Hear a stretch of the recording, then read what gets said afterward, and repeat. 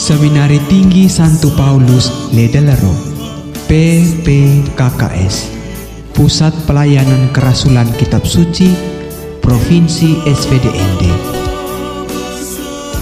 Kembara di Belantara Alkitab.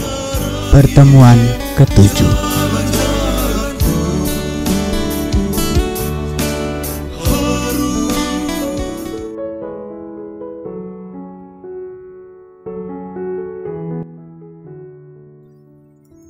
Salam Alkitab. Saudara-saudari, kita masuki pertemuan yang ke-7 dengan judul Bangsa Ibrani dibebaskan dan dihantar ke tanah terjanji. Allah membentuk sebuah bangsa yang adalah bangsa Israel, dan mereka karena lapar waktu itu pindah ke Mesir. Di sana mereka diperhamba, maka mereka ubah nama mereka menjadi bangsa Ibrani, yang artinya bangsa asing dan yang diperhamba. Memang Allah waktu itu mau membebaskan bangsa Ibrani itu, mendatangkan 10 tulah atau 10 bencana terhadap Israel, terhadap Mesir. Tetapi tulah atau bencana itu ini harus dimengerti sebagai perbuatan orang Mesir sendiri yang mau membunuh atau membinasakan orang Ibrani, tetapi akhirnya orang Mesir sendiri yang menanggung akibat perbuatan itu. Mereka membunuh banyak orang Ibrani, mayatnya dibuang ke sungai Nil. Dan kalau sungai itu kotor, maka semua, tidak hanya orang Ibrani melainkan orang Mesir juga kena itu bencana ini.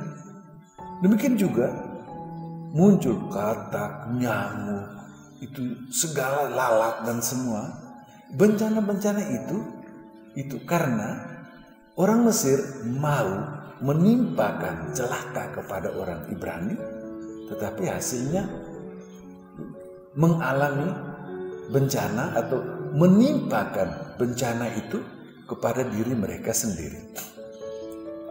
Allah meminta waktu itu bangsa Ibrani untuk merayakan Paskah. Pasah itu artinya lewat. Mereka makan Paskah dan mereka lewat dari perhambaan di Mesir ke kemerdekaan menuju tanah terjanji. Mereka juga lewat pasah dari kematian ke kehidupan. Dan Allah ini yang membawa bangsa Israel keluar dari Mesir, menuntun mereka melewati padang gurun. Memang dengan berbagai macam dosa. Dosa waktu air tidak ada, waktu makanan tidak ada, daging tidak ada. Dan puncaknya adalah bangsa Ibrani itu menyembah sebuah patung tuangan untuk ganti Allah. Walaupun dosa besar, tetapi Allah menghantar bangsa Israel dengan selamat, juga sampai di Sinai atau di Horeb. Di situ Allah menampakkan dirinya, itu theophany, dan Allah memberikan dekalog, yaitu 10 kata, 10 perintah. Dan semua itu Allah lakukan dalam karya penyelamatannya di hadapan semua salah dan dosa bangsa Israel. Sesudah dipimpin Musa dan Harun, muncul Yosua yang menghantar bangsa ini masuk tanah terjanji. Dan waktu itu terjadi apa yang dinamakan sebagai hukum Herem. Herem itu artinya haram membiarkan hidup di dalam perang sesuatu pun pada waktu merebut tanah terjanji itu. Tetapi yang terjadi adalah bangsa yang membiarkan bangsa Ibrani hidup, bangsa itu pasti juga hidup. Sedangkan bangsa yang berjuang untuk membinasakan bangsa Israel, pasti mereka yang membinasakan diri mereka sendiri. Maka bangsa Ibrani ini dibebaskan oleh Allah dari perbudakan dan kematian di Mesir. Allah hantar mereka melalui padang gurun sampai di Sinai, akhirnya sampai juga ke tanah terjanji.